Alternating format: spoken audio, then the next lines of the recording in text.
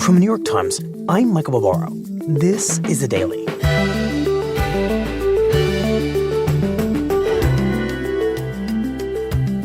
Today, Hurricane Otis, which killed more than 24 people in southern Mexico this week, has revealed a new kind of threat that meteorologists fear will become more and more common. A severe hurricane that arrives with shockingly little warning or time to prepare. My colleague, Judson Jones, explains. It's Friday, October 27th.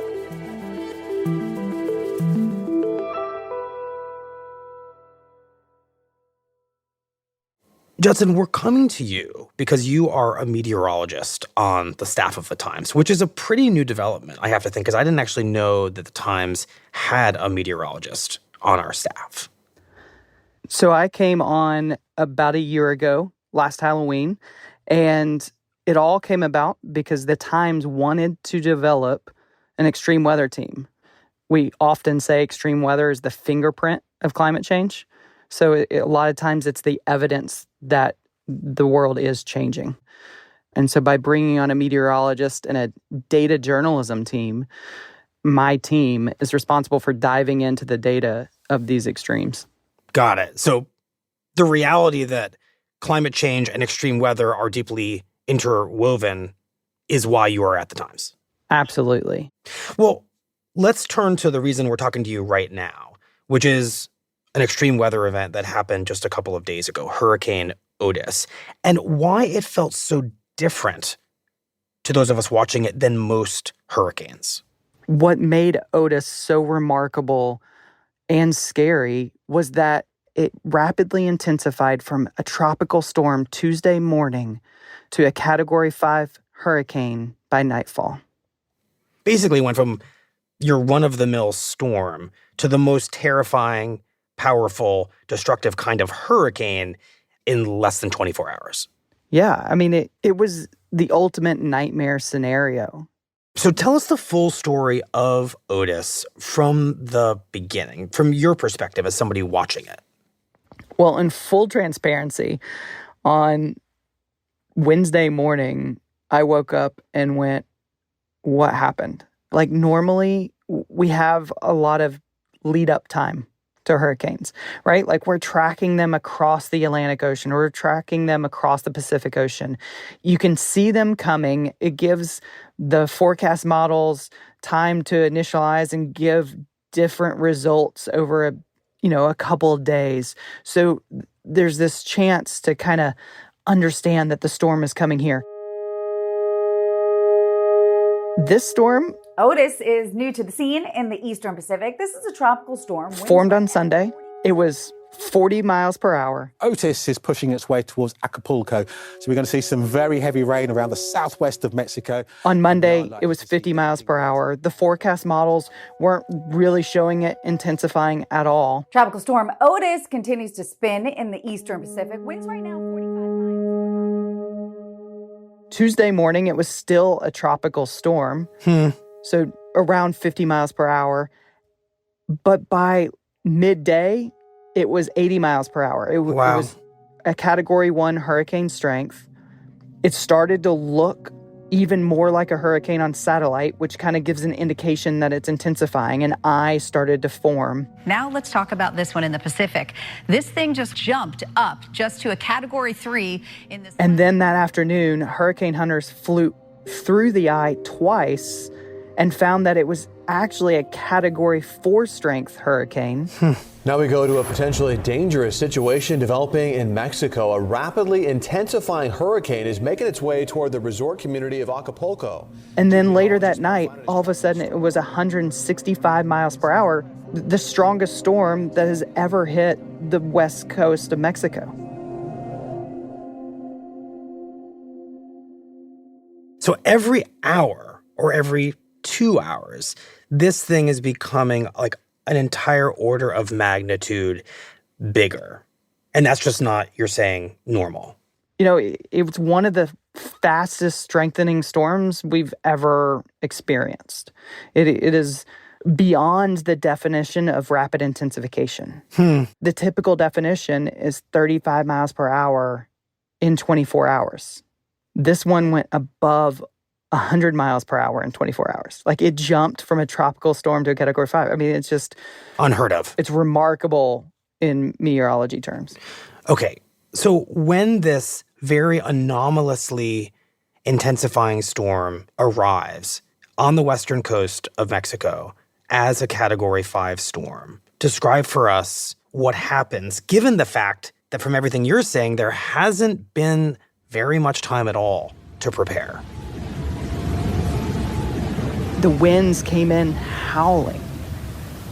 I mean, they were ripping off palm leaves, and you can see it in video before all the power cut off.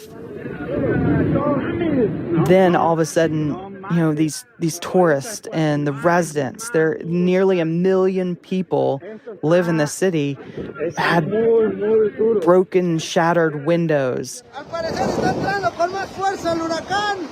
The sides of buildings were starting to rip off. And, you know, you can see the rain coming into people's bedrooms, you know, where they're trying to sleep. I mean, this came in normally when people would be sleeping. Right. I think I remember 1 a.m. local time or so. Yeah. I mean, you just imagine, like, you think you're just going to sleep through the storm, and then all of a sudden the windows are just being shattered.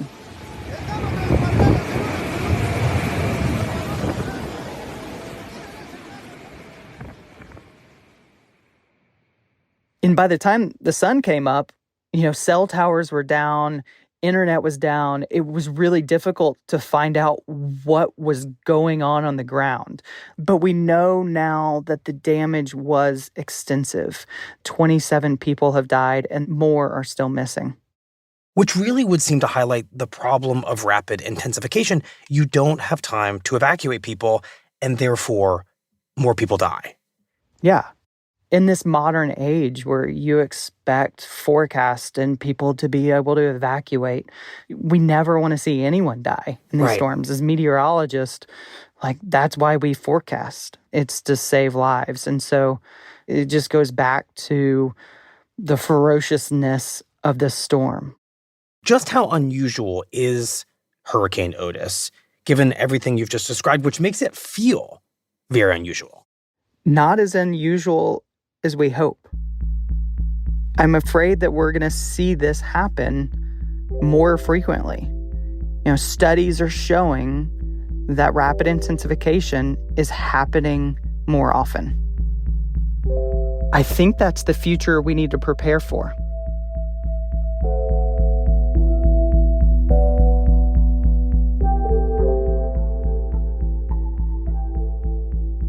We'll be right back.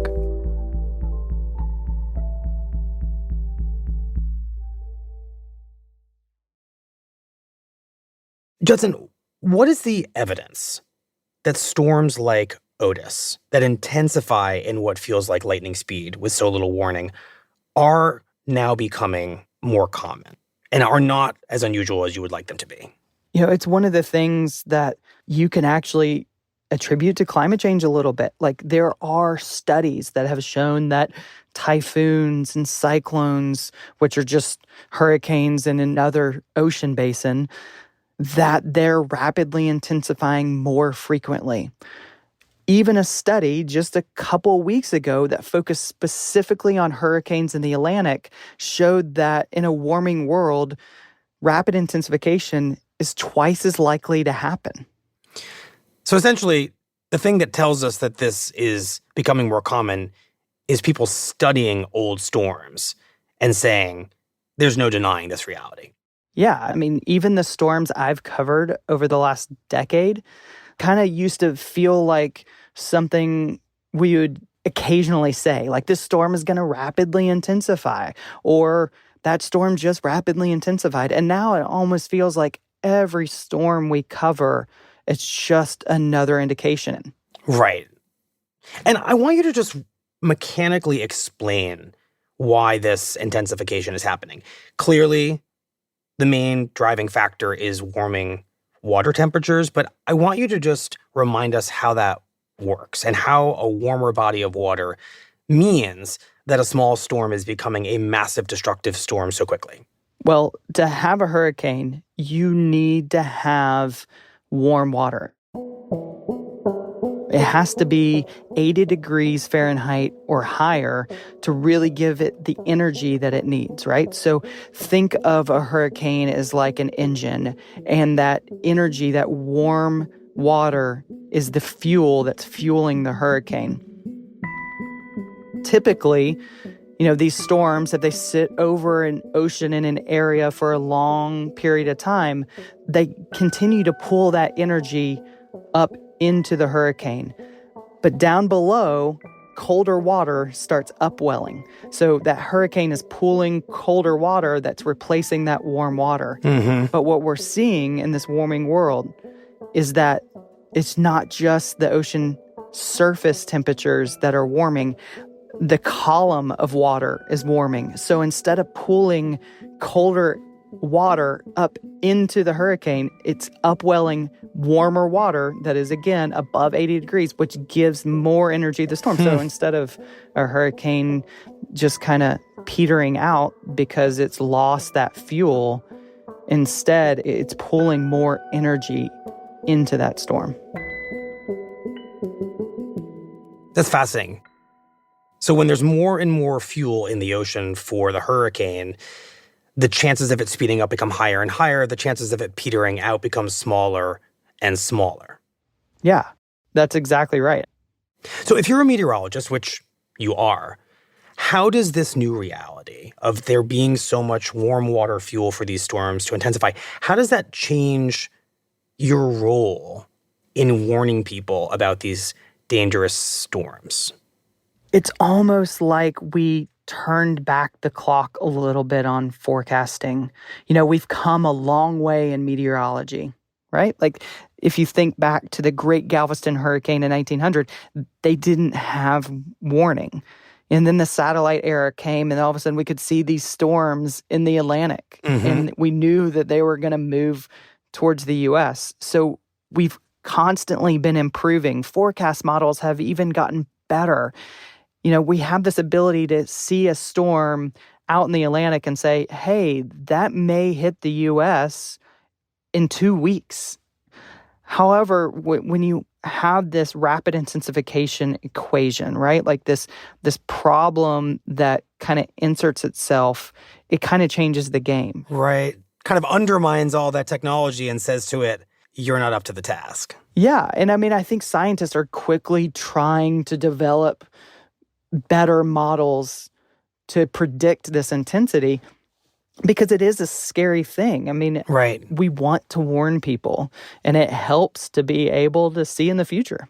Well, what would help you adjust to this pretty scary new reality about faster intensifying storms? What would help you be able to predict that Otis was going to do what it ultimately did? Are there some straightforward, easy solutions to that? I think one thing is better observations. I think we're getting in an age where we're launching weather satellites all over the place, and that's helping improve our forecasts. Like, having a better understanding of just how intense the storm is ahead of time is key. But even in this situation, it took a hurricane hunter flying through the storm to really know how intense it was. Mm-hmm. So I think that's one thing, right? But the other thing is the forecast. Like, these supercomputers that are trying to predict the future, we need to continue to develop that science. For example, if we had more sensors in the Pacific Ocean, we could get better data and understand what is actually coming from the west to the east, or from the east to the west, depending on what part of the Pacific Ocean you're in. Like, if we get more data, the forecasts are going to get better.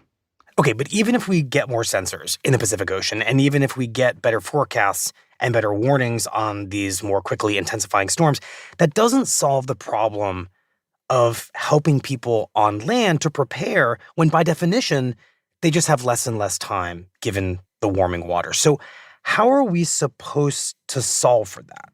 The straightforward answer would seem to be we need to cut back on emissions. which is clearly a root cause of these warming temperatures, creating these nightmare scenarios. But even if we did that, that would take time. So what do we do now? If you live in a coastal community and you're getting less and less time to prepare for a hurricane, what can be done? A lot of it ends up coming down to mitigation. It comes down to as simple as building materials, right? Like there are things called hurricane ties that you can get for a few bucks to hold down your roof to the rest of the framework of your house so the roof doesn't blow off. There are things that can be done to help mitigate that disaster. Another thing is, not building in floodplains, where we're seeing a lot more of that. But then it's also having shelters readily available that are hurricane-proof or tornado-proof. Like, there are things that cities and towns and countries can do to help mitigate the disaster by giving people options if they're in the path of a major storm. Right. Options that increasingly perhaps need to acknowledge that there might not be time to get in your car and drive for hours and hours, but are contingency plans that perhaps recognize that you may end up needing to stay in your community when one of these storms very rapidly becomes something super dangerous. Absolutely. I'm curious, just thinking about the fact that you are a meteorologist, if this situation we're describing makes you feel an immense amount of pressure to get things righter than ever before. I mean, there's always lots of carping when a meteorologist gets something wrong. You told us to worry about a storm, it passed us, we're annoyed with you. But the burden now feels even more intense because if you're wrong, the amount of time, the room for error is vanishingly small. And the danger is so much greater. And that puts you in a very tricky position. Yeah. I mean, meteorologists have always gotten it wrong. That's why it's a joke, because it's a science. Meteorologists, what they're doing is creating a hypothesis. So when they're forecasting, when a meteorologist like myself is giving you a forecast, they're giving their best educated guess based off of everything that's happening around. So as I write these stories and am trying to forecast these bigger storms, being right is not easy. I feel responsible for what people may think by reading those words. Like, should they evacuate? Should they not evacuate? Is this storm actually going to be a big deal? And I carry a lot of that weight on my shoulders. And in this world where storms can intensify and kind of come out of nowhere, it's not the kind of storm I like to wake up to the next morning and go, oh, I should have covered this 2 days ago so people had more warning. Right. I want to be able to warn people 3 or 4 days in advance of a major hurricane. And when they rapidly intensify next to a city with nearly 1 million people, that is the worst nightmare.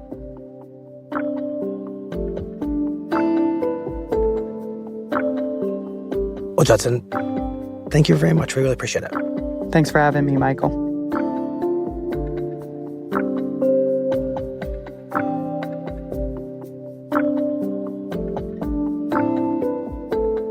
We'll be right back.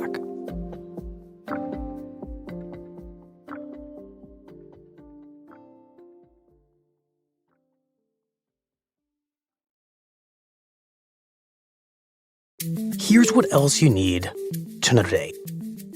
A massive manhunt entered its second day in Maine, where police were searching for the gunman who killed at least 18 people at a restaurant and bowling alley in America's deadliest shooting of the year. Police described the suspect as a sergeant first class in the Army Reserve, where his superiors became alarmed over statements he had made over the summer, threatening his own unit. All Maine people are sharing in the sorrow of the families who lost loved ones last night.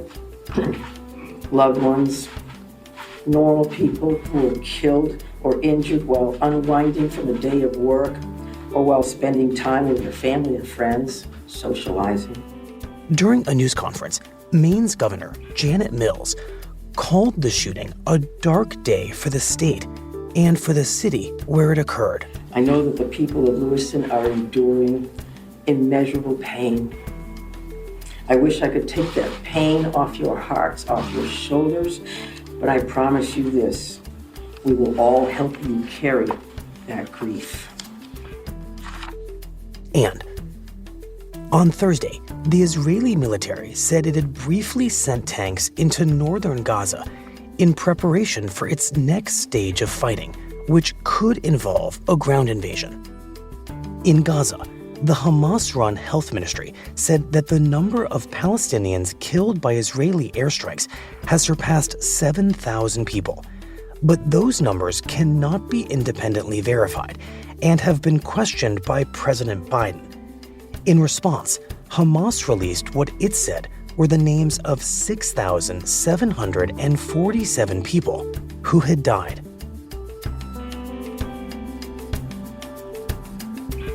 Today's episode was produced by Olivia Natt, Eric Krupke, Claire Tennisketter, and Lindsay Garrison. It was edited by Devin Taylor and Liz O'Balin. Fact-checked by Susan Lee. Contains original music by Marian Lozano, Alicia Etup, and Pat McCusker, and was engineered by Chris Wood. Our theme music is by Jim Brunberg and Ben Landsverk of Wonderley. The Daily is made by Rachel Quester, Lindsay Garrison, Claire Tennisketter, Paige Cowett, Michael Simon Johnson, Brad Fisher, Chris Wood, Jessica Chung, Stella Tan, Alexandra Lee Young, Lisa Chow, Eric Krupke, Mark George, Luke Vanderplug, MJ Davis-Lynn, Dan Powell, Sydney Harper, Michael Benoit, Liz O'Balin, Asta Chaturvedi, Rochelle Banja, Diana Nguyen, Marian Lozano, Corey Schreppel, Rob Zibko, Alicia Etup, Mooj Zaidi, Patricia Willens, Rowan Nemisto, Jody Becker, Ricky Novetsky, John Ketchum, Nina Feldman, Will Reed, Carlos Prieto, Ben Calhoun, Susan Lee, Lexi Diao, Mary Wilson, Alex Stern, Dan Farrell, Sophia Landman, Shannon Lin, Diane Wong, Devin Taylor, Alyssa Moxley, Summer Tamad, Olivia Natt, Daniel Ramirez, and Brendan Klinkenberg. Special thanks to Lisa Tobin, Sam Dolnick, Paula Schumann, Larissa Anderson, Julia Simon, Sophia Milan, Mahima Chablani, Elizabeth Davis Moore, Jeffrey Miranda, Renan Borelli, Maddie Masiello, Isabella Anderson, and Nina Lassam. That's it for The Daily. I'm Michael Barbaro. See you on Monday.